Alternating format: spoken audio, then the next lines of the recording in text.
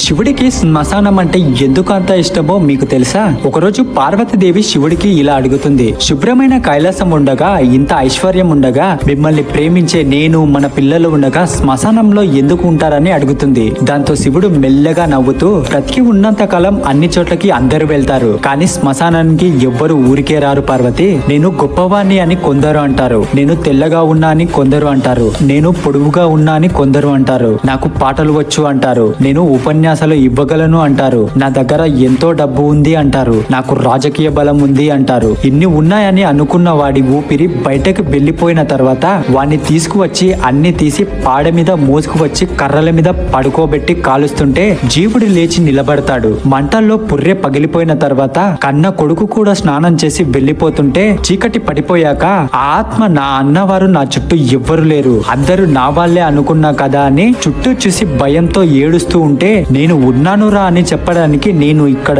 లేకపోతే చచ్చినవాడు 1000 సార్లు ఇంకా చచ్చిపోతాడు అని శ్మశానంలో ఉన్నాను పార్వతి, నా కర్మకాలి నేనేమి శ్మశానంలో లేను అని శివుడు పార్వతితో అంటాడు. చూసారా శివుడికి మనం అంటే ఎంత ఇష్టమో.